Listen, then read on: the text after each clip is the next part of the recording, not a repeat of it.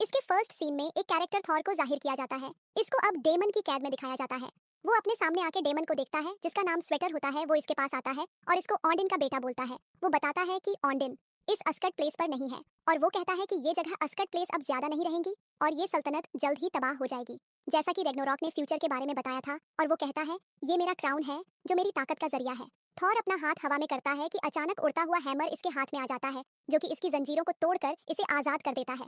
तोहर के हैमर से डेमन के आर्मी, जो कि अजीब से जानवर की तरह होती है, उन्हें मारना शुरू कर देता है और फिर डेमन से भी फाइट करता है। डेमन इस पर बहुत ज्यादा फायर से अटैक करता है, लेकिन थॉर बच जाता है, बल्कि वो डेमन का क्राउन भी अपने उतार लेता है और अपने कंधे पर डालकर जंजीरों में चला जाता है। इससे जाहिर होता है कि वो आग के डेमन को हरा देता है। जब थॉर इस अजीबो गरीब क्रिएचर से लड़ रहा होता है, तो वो एक मैसेज कर्स को भेजता है, जो कि एक नया किरदार है। वो इसी आर्मी का मेंबर होता है। वो जल्दी से अपनी स्वॉर्ड लेकर एक लॉकेटेड प्लेस में डाल देता है, जिससे बाई फ्लोर, जो कि एक ब्रिज होता है, अर्थ और ऑस्कर्स के दरमियान खुल जाता है और थॉर उठता हुआ वहां वापस आ जाता है इस कर्स के पास। फिर वो स्क्रस से हेमीडॉल का पूछता है। हेमीडॉल बाई उसका प्रोटेक्टर होता है, जिस प्रकार जिसे गद्दार कहता है। और वो कहता है कि हेमीडोल गद्दार था और उसने आर्डन की ड्यूटी नहीं की थी, और उसने अपनी ड्यूटी में लापरवाही दिखाई थी, लेकिन वो ट्रायल से पहले ही डिस्पियर भी हो गया था। इसके बाद शॉल अपनी हैमर को घुमाता है और ऑस्कर की तरफ उठकर चला जाता है और बिल्डिंग के ऊपर से उठता हुआ जाता है। वहां जाकर देखता है कि एक स्टैचू हाथ फैलाए खड़ा होता। बहुत से लॉ एक प्ले की परफॉर्मेंस देख रहे होते हैं, और वहां खड़े ओल्ड मैन को फादर कहता है, जो कि इसका एडॉप्टेड ब्रदर लॉकी होता है, जिसने इसके फादर का रूप लिया होता है, और इसे फायर डेमन की स्कल दिखाता है और कहता है कि इसे वॉल्ट में लॉक कर दो, ताकि एक बहुत बड़े जायंट की शक्ल न ले और इस प्यारे को तबाह न कर दे, और अपने हैमर को हवा में फेंक, और कहता है कि इसे कोई नहीं रोक सकता। वो अपना हाथ लॉकी की नेक की बैक साइड पर रख देता है। हकीकत में थोड़ा पहचान लेता है कि ये लॉकी इसका भाई है, जिसने इसके फादर का रूप लिया हुआ है। जैसे ही हमें लॉकी के चेहरे की तरफ आता है, वो अपनी असली रूप लॉकी में वापस आ जाता है और साइड में हो जाता है। सब हैरान हो जाते हैं, तो लॉकी से पूछता है कि इसका फादर ऑन्डिन कहाँ है। थॉर को पसंद नहीं करता और कहता है कि तुम्हारे आने से पहले हर चीज बेहतर थी, तुमने हर चीज बर्बाद कर दी है। फिर थॉर इसकी तरफ थ्रेटनिंग वे में बढ़ता है और पूछता है कि तुमने फादर का कत्ल कर दिया, और इसको पुश करके अपना हैमर इस पर रख देता है। जी स्पर के बारे में बताना शुरू कर देता है नेक्स्ट सीन में, और थॉर न्यूयॉर्क सिटी में होते हैं और आम लोगों के ड्रेस में भी। वो कंस्ट्रक्शनल एरिया में पहुंच जाते हैं। अचानक से लॉकी की स्टैंडिंग प्लेस पे आग एक सर्किल में जलती है और वो जमीन की तरफ खींचकर गायब हो जाता है। इस जगह पर देखता है कि एक चिट पड़ी है, जिस पर एक एड्रेस लिखकर 170 ए लिखा होता है। वो इस जगह पर पहुंच जाता है और दरवाजा नोक करता है, लेकिन मैजिकली अंदर चला जाता है। वहां वो देखता है कि आदमी हवा में उड़ता हुआ उसके पास आता है। इसको ऑनर ऑफ थंडर बोलता है। थॉर कहता है कि अब जमीन पर भी जादूगर है। वो आदमी कहता है कि मास्टर ऑफ मिस्टिक आर्ट कहना ज्यादा बेहतर है। फिर इसके बाद वो आदमी कहता है कि मैंने बहुत से इंडिविजुअल्स के बारे में सुना है, जो कि दूसरी दुनिया से आए हैं, जो जमीन के लिए खतरा है, और इनमें से एक लोग ही तुम्हारा अडॉप्टेड ब्रदर भी है। तुम इसे यहाँ क्यों लाए हो? तो और बताता है कि मैं अपने फादर को तलाश कर रहा हूँ। वो आदमी कहता है कि अगर मैं तुम्हारे फादर का पता बता दूं, क्या तुम सारी पार्टी जल्द ही आज कर चले जाओगे? तो थॉर इस बात पर मान जाता है और वो बताता है कि ऑडिंग नॉर्वे में है। थॉर उस आदमी को अपने भाई को वापस लाने को कहता है और वो मैजिकली लॉकी को वापस ले आता है। उसके बाद वो मैजिकली ही एक ओपन एरिया में पहुंच जाते हैं। उस खुली जगह पर ऑन्डिंग भी मौजूद होता है, जो कि लॉकी और थोड का फादर होता है, और वो ब्लाइंड होता है। वो थोड और लॉकी को कहता है, मेरे बेटों, मैं तुम्हारा इंतजार कर रहा था। तुम जानते हो कि तुम्हारी माँ मुझे बुलाती है, मैं मर रहा हूँ। और बताता है कि मैंने रेगना रॉक को फायर डेमोन को मारकर रोक दिया है, और कहता है कि नहीं, वो हमारी तरफ अभी भी आ रही है और मेरा वक्त आ गया है। पूछता है कि आप किसकी बात कर रहे हैं। इस पर ऑन्डिम एक नाम लेता है और हेला कहता है, और कहता है कि ये ऑनर ऑन ऑफ डेथ है। वो मेरी पहली बेटी और तुम्हारी बहन है, और वो वायलेंट नेचर रखती है और मेरे कंट्रोल से बाहर है। मैं इसे रोक ना सका, इसलिए मैंने इसे कैद कर दिया था। फिर वो बताता है कि हेला ने अपनी ताकत को आस्कट से ले लिया है, और एक बार अगर वो आस्कट दोबारा पहुंच गई, तो इसकी ताकत जब थोड़ा पूछता है कि क्या हम मिलकर इसे रोक सकते हैं, तो कहता है कि नहीं, तुम्हें इसका अकेले सामना करना होगा। ये कहकर गोल्डन लाइट में तब्दील हो जाता है और पानी के ऊपर जाकर गायब हो जाता है। वह मर जाता है। इसके बाद बहुत परेशान होता है और इसके हाथों से ठंडर लाइट निकलती है। अचानक से सामने से एक ग्रीन लाइट आती है, और इस जगह से एक लड़की, जिसका नाम हैला होता है, जो कि मिथ के मुताबिक ऑनर ऑफ डेथ होती है, आती है। वहां आकर लॉकी और थॉर को अपने सामने झुकने को कहती है और कहती है कि मैं तुम्हारी मलका हूँ जीस। पर थॉर कहता है कि मैं ऐसा सोच भी नहीं सकता कि मैं तुम्हारे सामने झुकूं। इस तरह वो हैमर हैला के मुंह की तरफ फेंक देता है, लेकिन हैला अपने एक हाथ से उसे रोक लेती है और उसको छोटे छोटे टुकड़ों में तोड़ देती है। थॉर अपनी हैमर खो चुका होता है।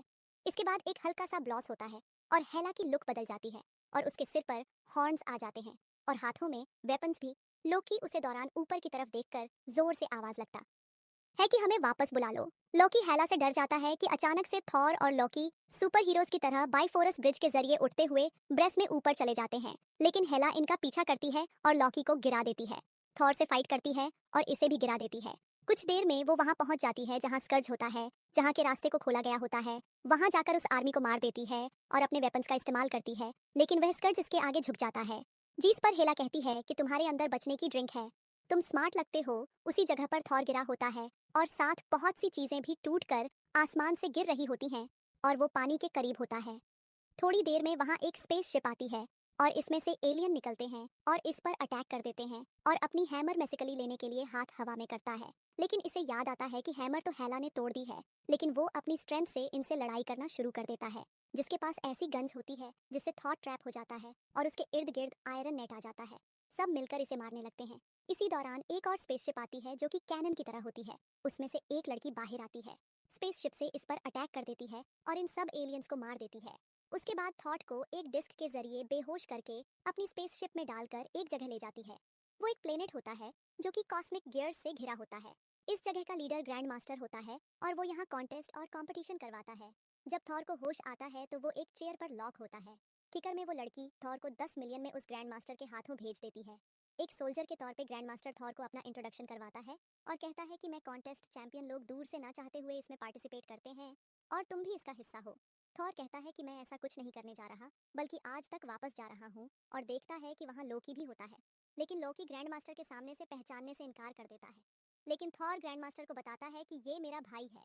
ग्रैंड मास्टर कहता है कि तुम खुद को ऑनर ऑफ थंडर बताते हो और यहाँ तुम्हारे लिए ये एक डील है, जैसा कि अगर तुम अस्कर्ट वापस जाना चाहते हो तो इस तरह कोई भी फाइटर जो मेरे चैंपियन को हराएगा वो फ्रीडम हासिल कर सकता है।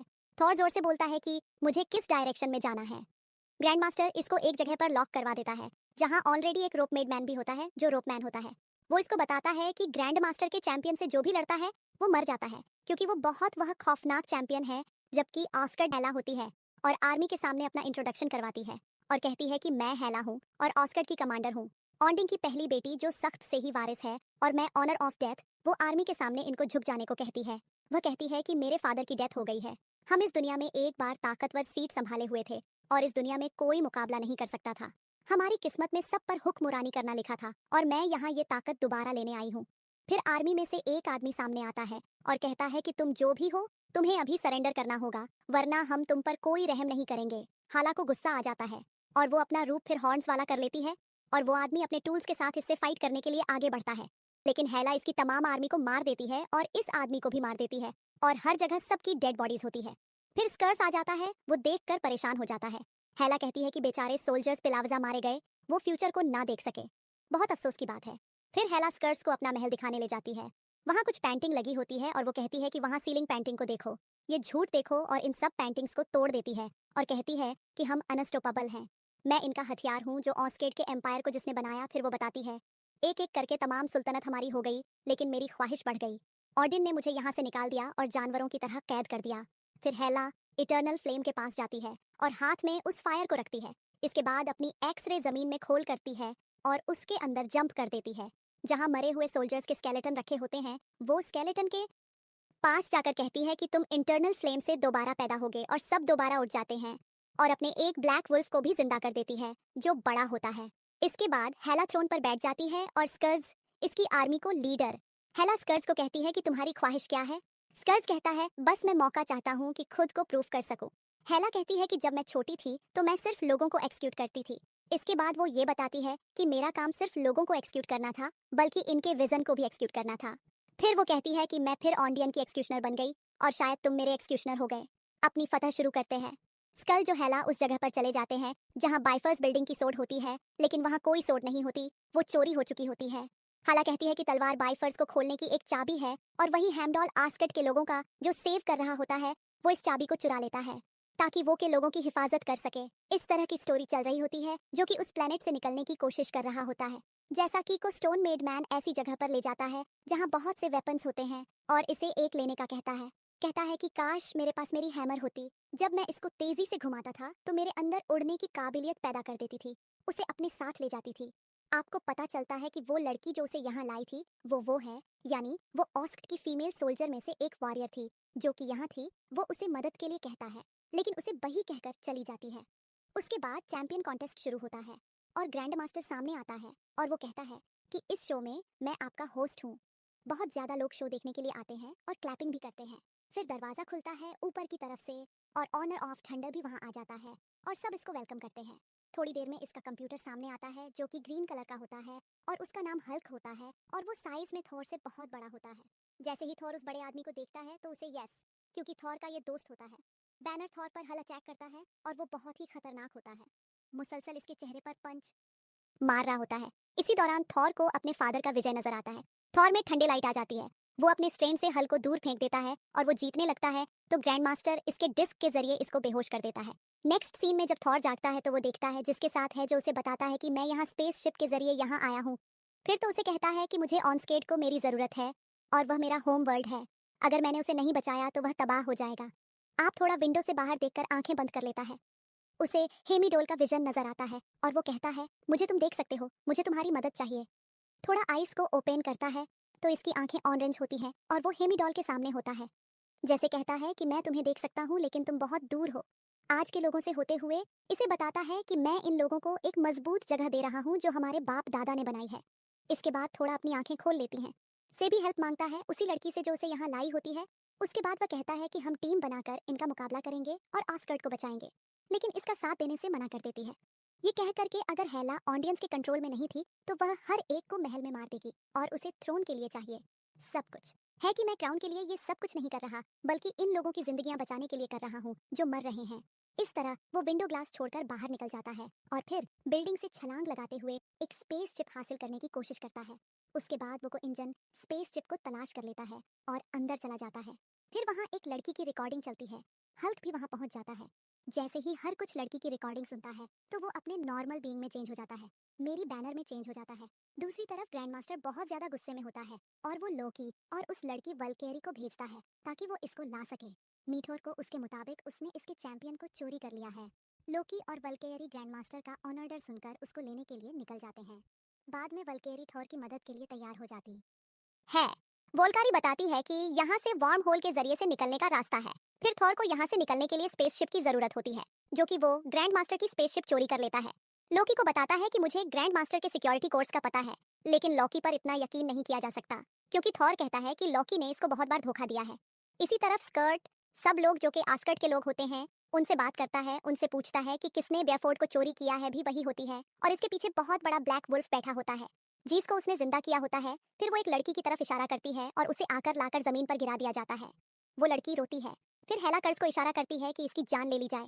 ये सिर्फ लोगों को डराने के लिए करती है ताकि कोई इसके सॉर्ड के बारे में सब कुछ सच बता दे। इस दौरान एक लड़का सामने आता है और कहता है कि मुझे पता है कि सॉर्ड कहाँ है। बाद में पता चलता है कि सॉर्ड हेमीडोल ने लोगों को बचाने के लिए चुरा ली है। फिर हेला स्कर्ज के साथ उसी जगह पर जाती है जहाँ हेमीडोल ने सब कुछ छुपाया हुआ होता है। उसको पहले ही एक ब्रिज पर लेके जा चुका होता है जो कि के लोग होते हैं। इसी दौरान वल्कैरी थॉर और उसका दोस्त बैनर भी वहां पहुंच जाते हैं और वो स्पेसशिप के जरिए वहां पहुंचते हैं। वल्कैरी आराम ड्रेस पहन लेती है और फाइट के लिए टूल्स रेडी करती है, जबकि थ्रोन अपने थ्रोन पर जाकर बैठ जाता है, यानी अपने तख्त पर बैठ जाता है और जोर जोर से स्टिक को जमीन पर मार है जिसे हेला सुनकर इस कर्ज के साथ वहां पहुंच जाती है। हेला कहती है तुम अभी जिंदा हो। इसके बाद वह कहती है कि मैंने सारी सिविलाइजेशन को आंसू और खून में डबो दिया। फिर एक दिन मेहरबान बादशाह बनना चाहा मन को पैदा करने के लिए और जिंदगियों को बचाने के लिए, और कहता है कि मैं जानता हूँ कि तुम एंग्री हो और तुम मेरी बहन हो, लेकिन तुम बहुत बुरी हो। इस पर हेला को गुस्सा आ जाता है और वो कहती है कि तख्त से उठ जाओ, तुम मेरी सीट पर हो, और कहता है कि एक दिन फादर ने कहा था कि एक अक्लमंद बादशाह लड़ाई नहीं चाहता। इस पर हेला कहती है लेकिन वो हमेशा लड़ाई के लिए तैयार रहता है। हेलो और थोर की फाइट शुरू हो जाती है। हेला इस पर अटैक करती है और इसकी आंख से इसको ब्लाइंड कर देती है, अथवा एक आंख से ब्लाइंड हो चुका होता है। हेमिडोहा सारे ऑस्कर्ट्स के लोगों को बाय फोर्स ब्रिज पर ले जाता है जो कि ऑस्कर्ट और अर्थ के दरमियान होता है, लेकिन वहां हेला का बहुत बड़ा ब्लैक वुल्फ भी पहुंच जाता है, उन पर अटैक करने लगता है।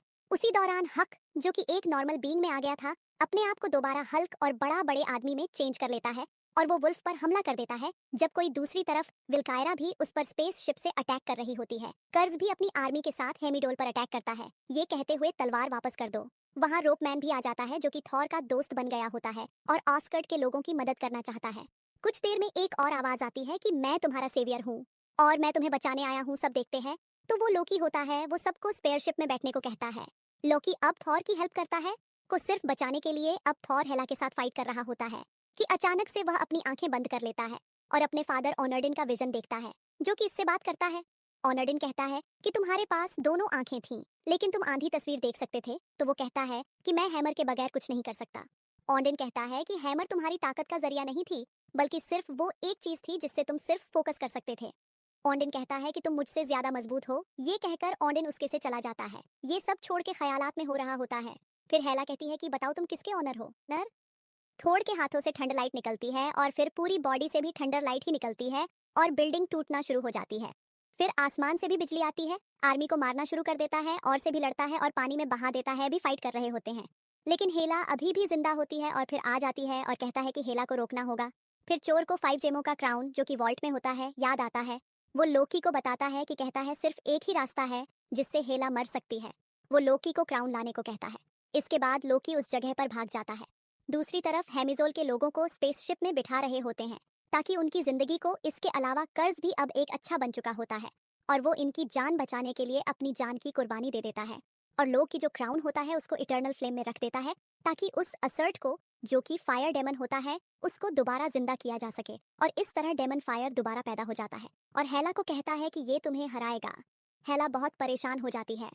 अब तमाम आस्कर्ड के लोग बिलकाई हेल्थ और सब स्पेसशिप में बैठ चुके होते हैं और महफूज होते हैं, जबकि आस्कर्ड में हेला और डेमन फायर की फाइट। हेला डेमन फायर पर हमला करती है, लेकिन डेमन फायर हर जगह आग फैला देता है और आस्कर्ड को डिस्ट्रॉय कर देता है और ये मुकम्मल तौर पर तबाह हो जाता है, मर जाती है। थॉर मिरर में फिर अपनी ब्लाइंड आइज को देखता है, जो कि एक आंख से अंधा हो चुका होता है।